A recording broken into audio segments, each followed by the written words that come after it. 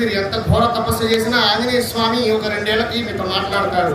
అదే కానీ రాముడి గురించి 2 నెలలు తపస్సు చేస్తే 2 నెలలే ఆంజనేయ స్వామి కూర్చొని మనతో మాట్లాడతాడు. కనుక శ్రీరామనామ శబ్దానికి అంత శక్తి ఉందమ్మా. చంద్ర భగవానికి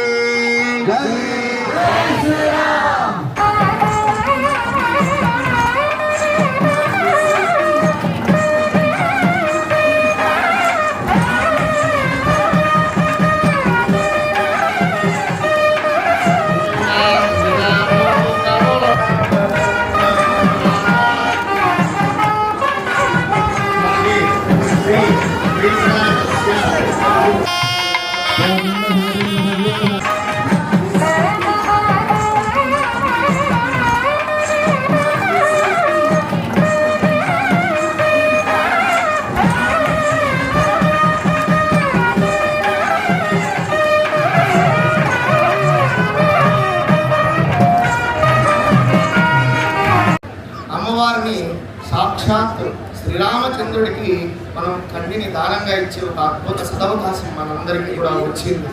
సంవత్సరానికి ఒక్కమారు అవకాశం మనకు వస్తుంది.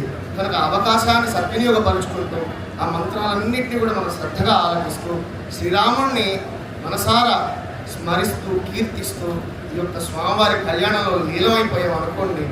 స్వామివారి యొక్క నిజంగా శ్రీరాముడి కళ్యాణం అప్పుడు త్రేతాయుగంలో ఎలా అయితే జరిగిందో అంతా కూడా భక్తిగా శ్రద్ధగా ఈ యొక్క జరిగే ఘట్టాన్ని వీక్షించండి. మహాసంకల్పం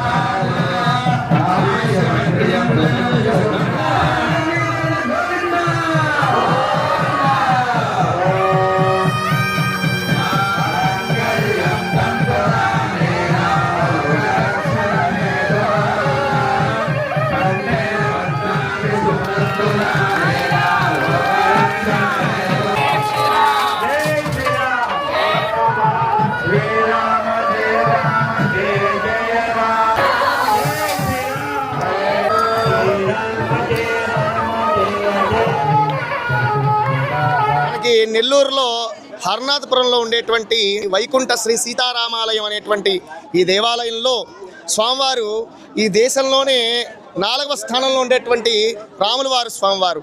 అంటే ఈ దేశంలో శంకుచక్రాలతో ఈ యొక్క ధనుర్బాణాలు కలిగినటువంటి స్వామివారు ఈ ప్రపంచంలో 4 ఉన్నారు. మన రాముల వారి స్వామివారు కూడా అదే రూపంతో శంకుచక్రాలతో ధనుర్బాణాలతో వైకుంఠంలో శ్రీ మహావిష్ణువులే ఉంటారు. అదేవిధంగా త్రేతాయుగంలో రాముడి వలే ఉంటారు. ఇటువంటి స్వామివారికి విశేషమైన బ్రహ్మోత్సవాలు జరుపుకుంటున్నాం. అందరికీ శ్రీరాముడి యొక్క అనుగ్రహం చేత ఈ సంవత్సరం అంతా కూడా సుఖ సంతోష సౌభాగ్యాదులతో వర్ధిల్లును గాక. జై శ్రీరామ్.